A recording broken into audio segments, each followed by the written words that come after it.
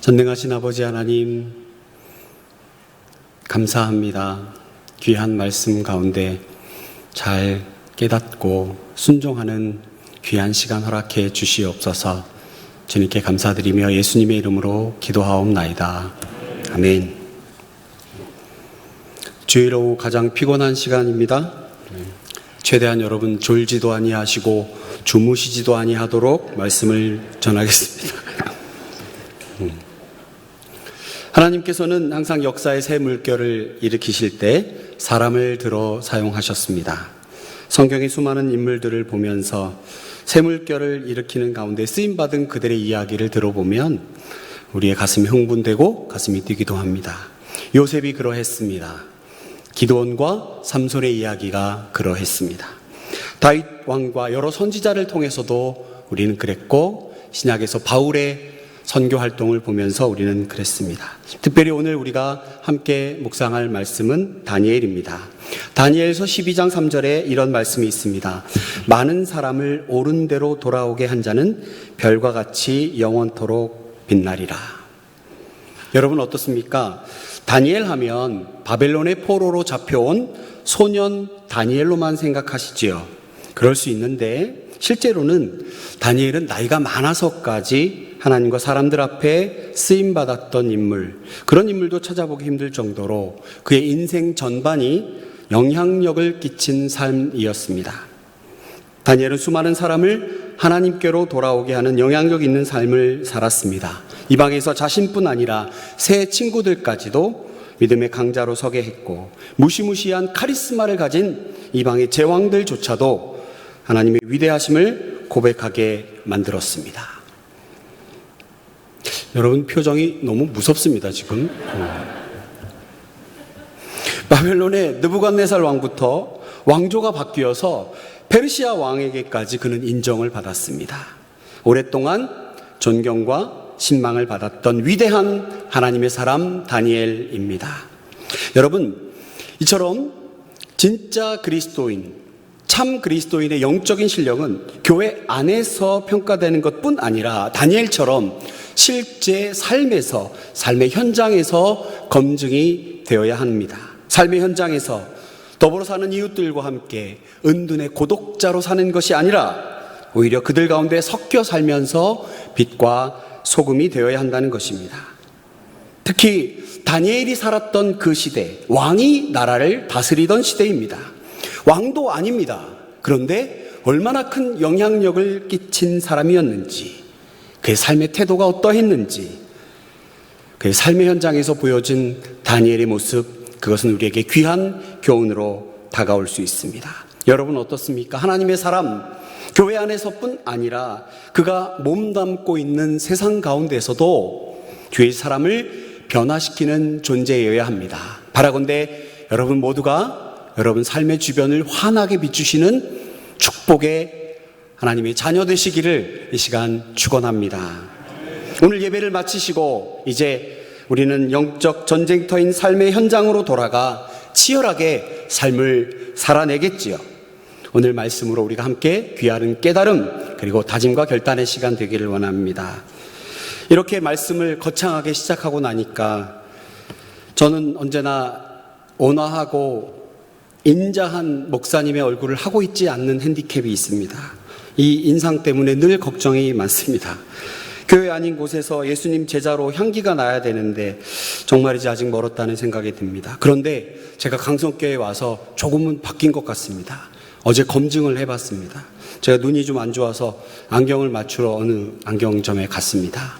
가서 몇 가지 고르고 써보기도 했습니다. 그런데 안경점 직원이 저를 목사로 단번에 알아보았다는 것입니다. 세상에 이런 일이 있습니다. 비웃는 건 아니시죠?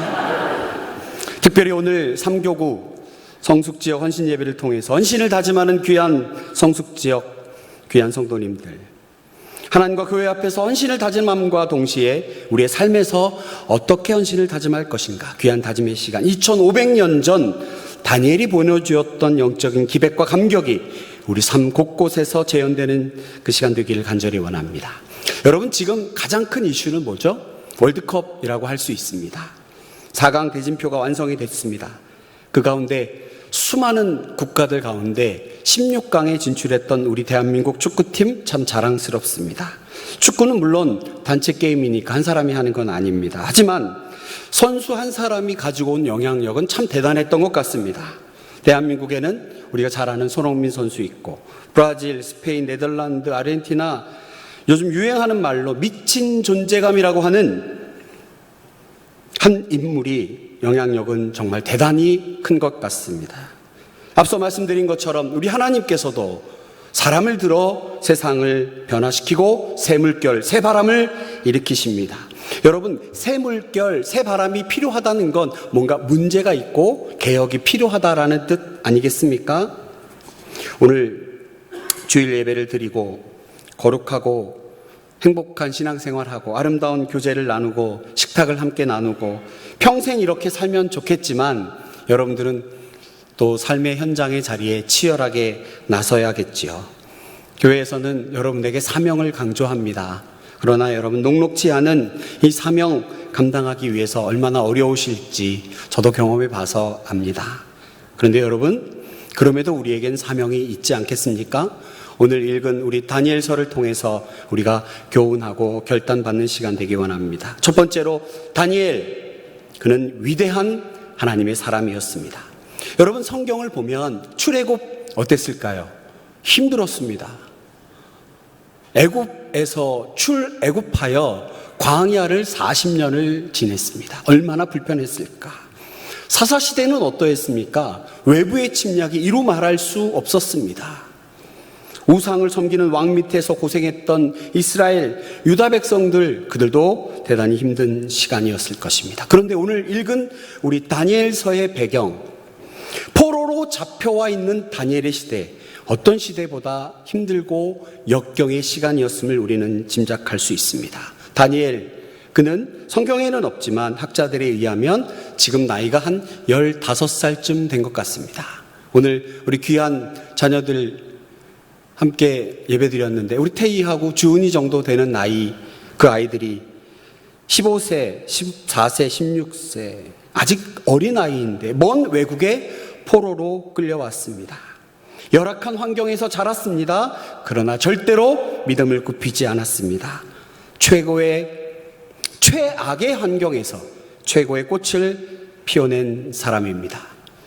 여러분, 재미없는 역사 이야기 조금 해보겠습니다. 다윗과 솔로몬의 찬란한 역사가 이스라엘의 역사입니다. 그런데 솔로몬 이후에 이스라엘은 두 개로 나눠졌습니다. 북쪽에는 북이스라엘, 남쪽은 남유다. 북쪽 이스라엘은 9개 왕조에 19명의 왕이 세워졌습니다. 그리고 이들은 아수르라는 나라에 한 방에 무너졌습니다. 남유다는 20명의 왕이 있었는데 여기가 좀 문제가 있습니다. 바벨론에 멸망을 당한 건 우리가 알고 있습니다. 그런데 한 방에 멸망한 게 아니라 4차례에 걸쳐서 야금야금 멸망당했습니다. 굴욕도 그런 굴욕이 없을 만큼 비참하게 최후를 맞이한 왕이 있었습니다.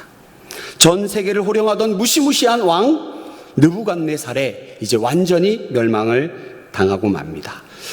우리 일제시대에도 그러했지만 전 세계 최강대국이 된 바벨론은 이제 그들의 제국을 영원화하기 위해서 식민화 정책이라는 걸 씁니다. 그게 뭐냐면 점령국 소년들 중에서 똑똑하고 그리고 외모도 출중한 인물을 포로로 끌고 와서 바벨론의 문화와 언어와 정치와 무엇보다 종교를 심는 교육을 심어놓은 정책이었습니다. 무슨 말입니까?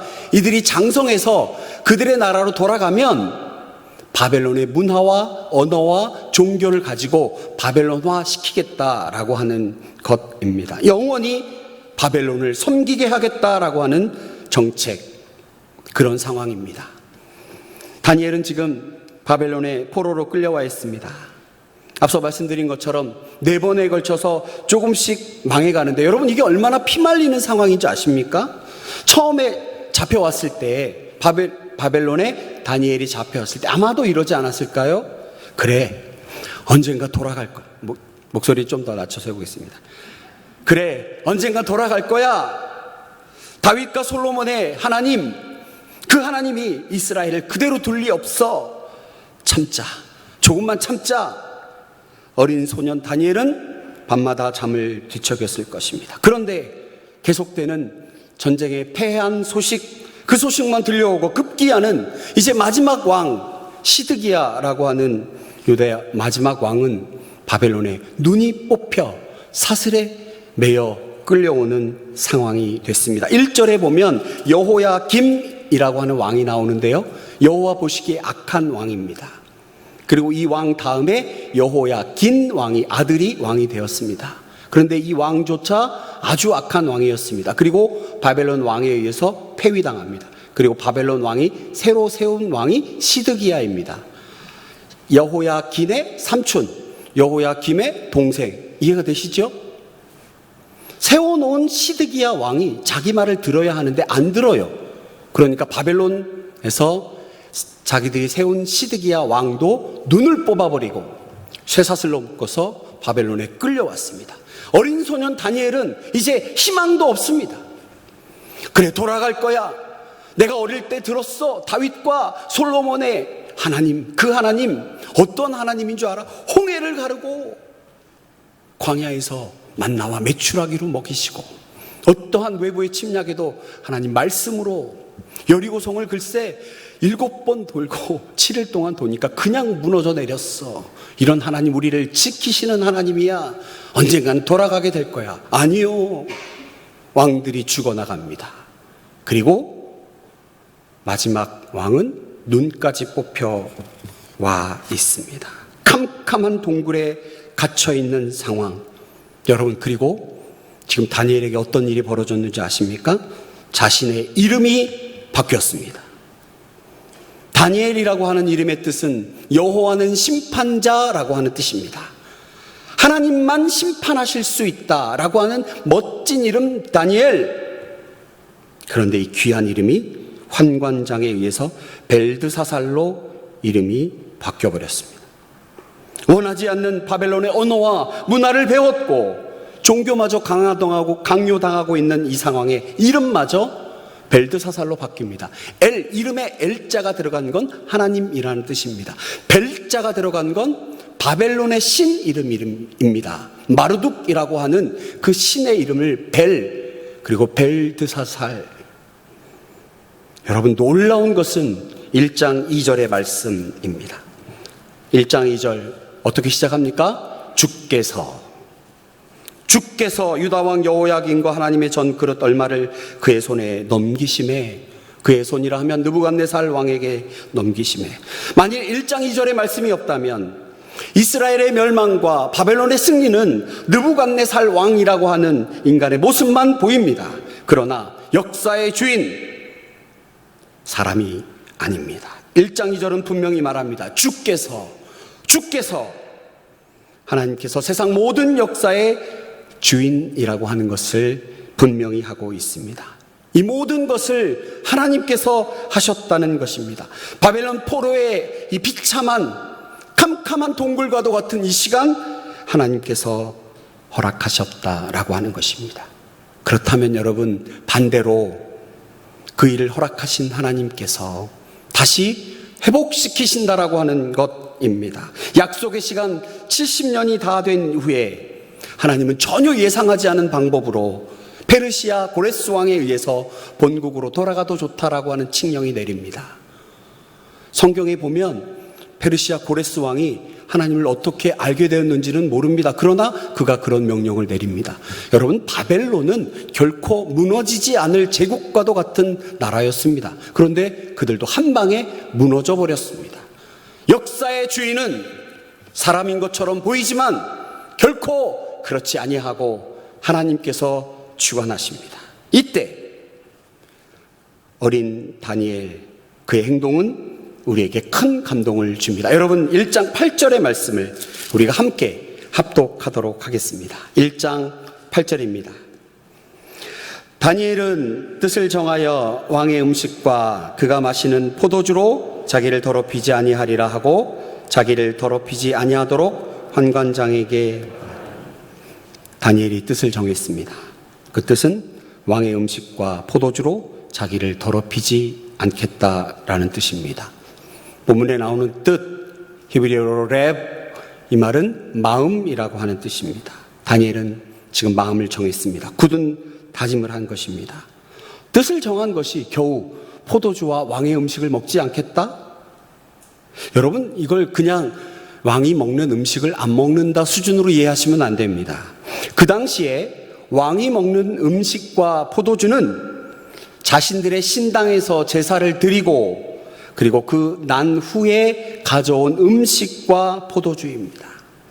자신들이 믿는 신이 자신들을 돌보고 먹이고 풍요롭게 하고 보호하신다는 그 우상 숭배하고 드려진 제사, 그 제사로 드려진 음식과 포도주라고 하는 것입니다. 여러분, 2절에 보면 주께서 유다왕 여호와김과 하나님의 전 그릇 얼마를 그의 손에 넘기심에, 그릇 얼마. 여러분, 이 그릇 얼마라고 하는 것이 간단하게 보일 문제가 아니라는 겁니다. 고대 시대의 전쟁은 신들의 전쟁이라고 생각했습니다. 우리의 신과 그들의 신이 싸운다라고 생각합니다. 그래서 만일에 전쟁에서 승리하잖아요? 그러면 그들의 신이 모셔져 있는 신당에서 모든 신상과 집기와 도구들을 가져다가 자신들이 믿는 신당에 갖다 놓고 우리의 신이 이겼다라고 사람들은 생각하는 것입니다. 지금 그 상황입니다. 여호와의 전에 있던 그릇, 이것은 하나님께 드리는 제사 의미합니다. 당연히 여호와의 전에는 신상은 없지요. 여호와께 드리는 제물, 그것을 드리는 그릇, 이 그릇을 가져다가 자기에게 놓았다라고 하는 것, 이것은 바벨론의 신이 이스라엘의 신 하나님을 이겼다라고 그들은 생각하고 있는 것, 그리고 그 앞에 드려진 음식과 포도주라고 하는 것입니다. 그런 상황에 다니엘은 하나님을 향한 분명한 뜻을 정했습니다. 역사의 주인 느부갓네살 왕이 아니고 하나님이심을 분명히 알고 그 뜻을 정했다는 것입니다. 여러분, 우리는 세상 학문을 공부하고 또 세상 문화 속에서 살아갑니다. 세상과 동떨어져서 살아갈 수는 없습니다. 오히려 세상 속에 섞여 살아가야 합니다. 그럴 수밖에 없습니다.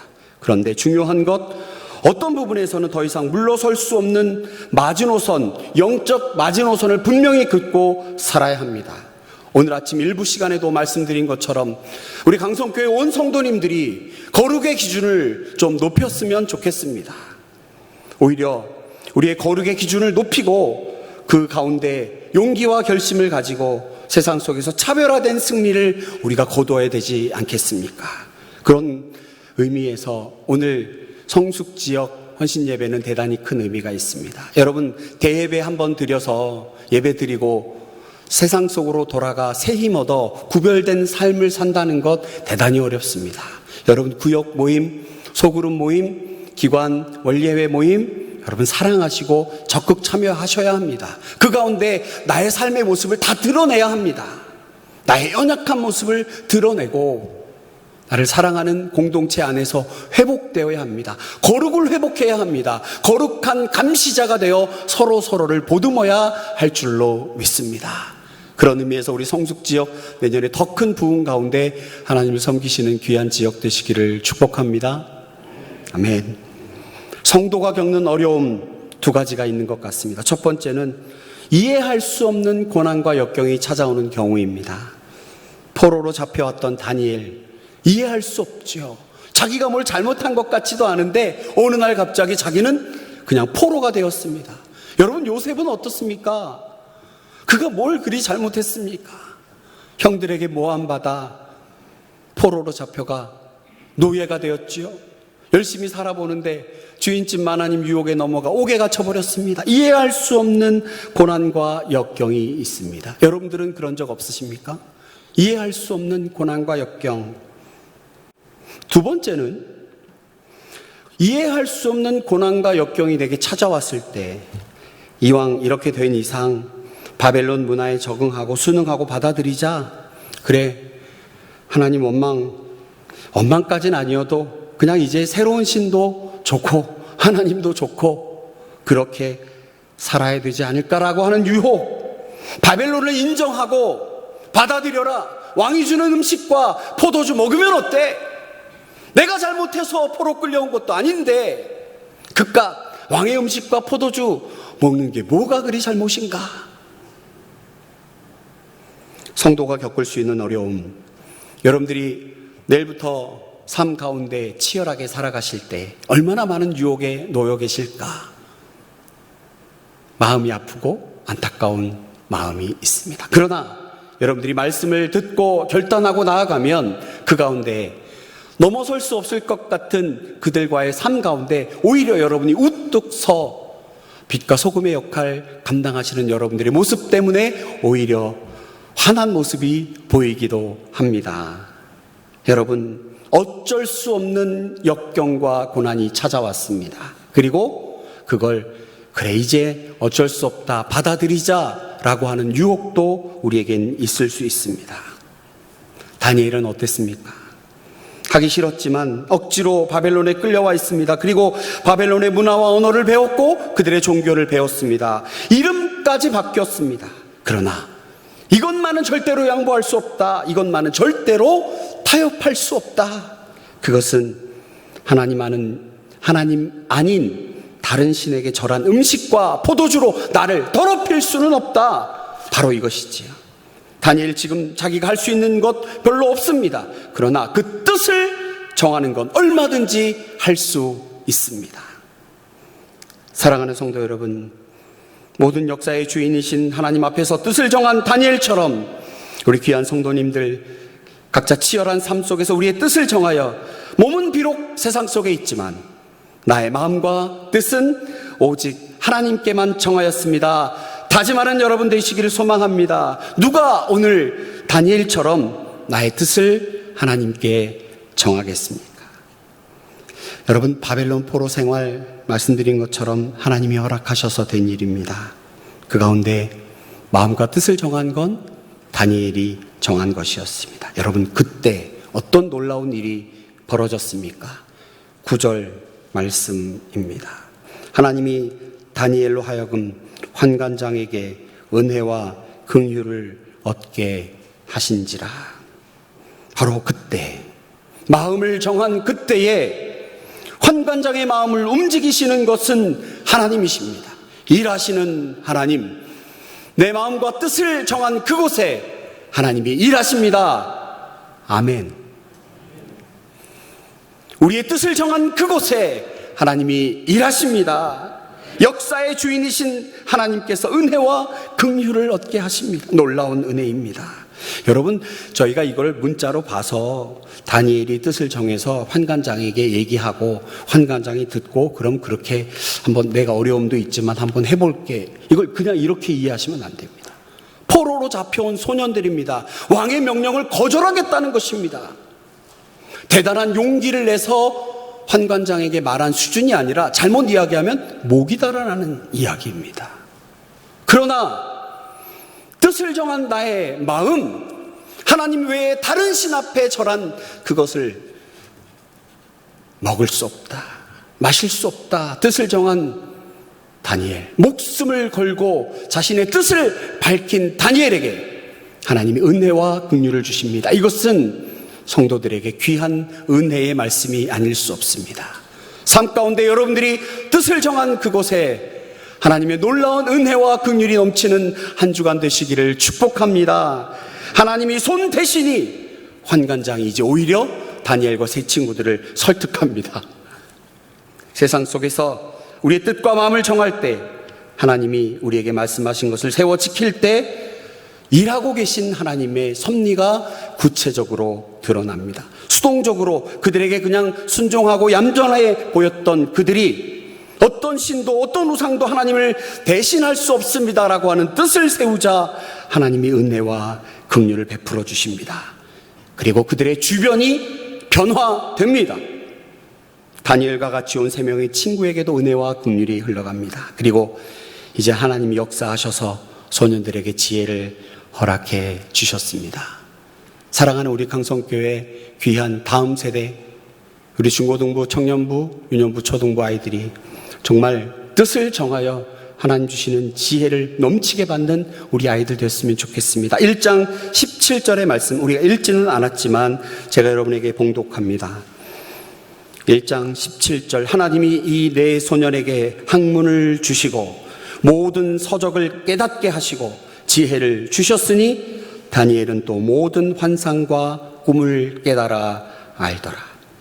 다니엘에게는 하나님께서 부어주신 탁월함이 있었습니다. 당시 바벨론 왕국에는 수많은 포로들이, 엘리트들이 치열한 경쟁하며 공부했습니다. 하나님 뜻을 세우고 하나님께 뜻을 세운 다니엘, 하나님 축복해 주시니 어떤 일이 벌어졌습니까? 왕의 꿈을 해석해 주고 페르시아 왕이 세계를 지배하던 그때까지 다니엘은 하나님과 사람들에게 인정받고 영향력을 끼친 위대한 인물이 되었습니다. 하나님의 사람은 애매하게 이기지 않습니다. 넉넉하게 이기는 줄로 믿습니다. 사자굴에 던져진 다니엘 이야기 많이 들어보셨죠? 하나님께 뜻을 정한 다니엘, 사자굴에 갇힐 수 있는 위험이 닥쳐와도 다니엘에게는 문제가 되지 않습니다. 바벨론에서 페르시아 왕조가 바뀌어도 사람들에게 인정받고 아무도 그를 함부로 대하지 않았습니다. 예배를 마치고 우리 사랑하는 성도님들 세상 속으로 나아갑니다. 뜻을 정한 다니엘의 귀한 말씀이 여러분에게 울림과 깨달음으로 다가오시기를 축복합니다. 여러분 삶의 자리에서 생명에 영향력을 끼치시는 여러분 되시기를 축복합니다. 구름으로 하늘을 덮으시고 땅에 비를 준비한 하나님께서 뜻을 정한 저와 여러분에게 함께 하실 줄로 믿습니다. 기도하겠습니다. 하나님, 귀한 말씀 가운데 다짐합니다. 결단합니다.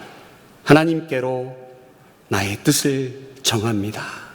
세상은 어떻게 이야기하고 세상이 우리를 조롱하여도 나의 결심과 나의 뜻은 결코 후퇴되거나 양보하지 않겠습니다.